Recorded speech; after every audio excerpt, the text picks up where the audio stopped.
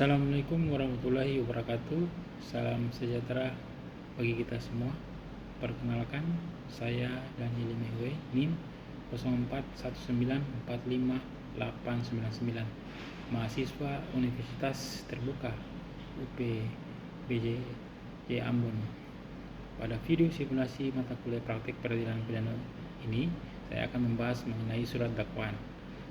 Penjelasan akan saya sampaikan secara bertahap, mulai dari pengertian dan fungsi surat dakwaan, syarat-syaratnya, sampai jenis-jenis surat dakwaan yang digunakan dalam praktik peradilan pidana.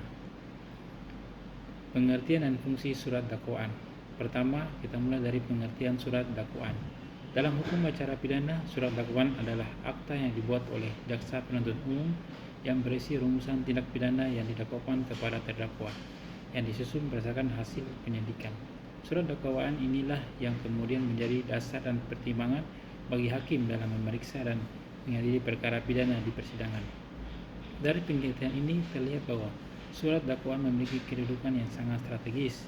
Tanpa ada surat dakwaan, proses pemeriksaan perkara pidana di pengadilan tidak dapat dilaksanakan, karena salah satu syarat utama dimulainya persidangan adalah adanya surat dakwaan yang sah. Secara fungsi, surat dakwaan sedikitnya memiliki 3 peran penting. Pertama, sebagai dasar pemeriksaan di persidangan, sehingga ruang lingkup pemeriksaan hakim dibatasi oleh apa yang didakwakan di sidang dakwaan di surat dakwaan. 2. Sebagai pemberitahuan resmi kepada terdakwa mengenai perbuatan apa ini yang didakwakan, kapan, di mana, dan pasal apa yang digunakan. 3. Sebagai dasar bagi hakim untuk menjatuhkan putusan apakah terdakwa terbukti bersalah atau tidak. Karena fungsinya yang sangat menentukan, kesalahan atau kekaburan dalam surat dakwaan dapat berakibat pada dakwaan dinyatakan batal demi hukum. Syarat material, formil, dan surat dakwaan. Saya masuk ke syarat-syarat surat dakwaan sebagaimana diatur dalam pasal 143 KUHP. Dalam pasal ini disebutkan bahwa surat dakwaan harus memenuhi syarat material dan syarat formil. Pertama, syarat material. Syarat material berkaitan dengan isi pokok perbuatan pidana. Di dalamnya harus termuat dengan jenis locus delicti dan tempus delicti, yaitu tempat kejadian dan waktu terjadinya tindak pidana. Uraian perbuatan, waktu, dan tempat kejadian harus disusun secara cermat, jelas, dan singkat, sehingga tidak menimbulkan penafsiran ganda. Kedua, syarat formil. Syarat formil berkaitan dengan identitas dan kelengkapan administratif, antara lain identitas lengkap terdakwa, nama, tempat dan tanggal lahir, umur, jenis kelamin, kewarganegaraan, agama, pekerjaan, dan alamat, serta keterangan-keterangan lain yang menunjukkan bahwa surat itu memang dibuat oleh penuntut umum yang berwenang. Karena surat dakwaan disusun oleh jaksa penuntut umum, maka jaksa dituntut untuk profesional dan cermat. Jaksa tidak boleh menyusun surat dakwaan yang isinya keluar dari berkas perkara. Apabila isi dakwaan menyimpang dari berkas, surat dakwaan dapat dinilai tidak cermat, tidak jelas, dan tidak singkat, dan akhirnya dapat dinyatakan cacat atau batal demi hukum.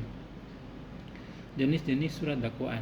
Selanjutnya saya akan menjelaskan secara ringkas mengenai jenis-jenis surat dakwaan. Dalam praktik peradilan dikenal beberapa bentuk dakwaan, antara lain dakwaan tunggal, dakwaan alternatif, dakwaan kumulatif, yang keempat dakwaan subsidiar, yang kelima dakwaan campuran. Saya jelaskan satu persatu secara singkat. Pertama, dakwaan tunggal. Dakwaan tunggal digunakan apabila jaksa berpendapat bahwa perbuatan terdakwa cukup dijelaskan dengan satu rumusan tindak pidana dan satu pasal tertentu. Seluruh pembuktian diarahkan pada pasal tersebut.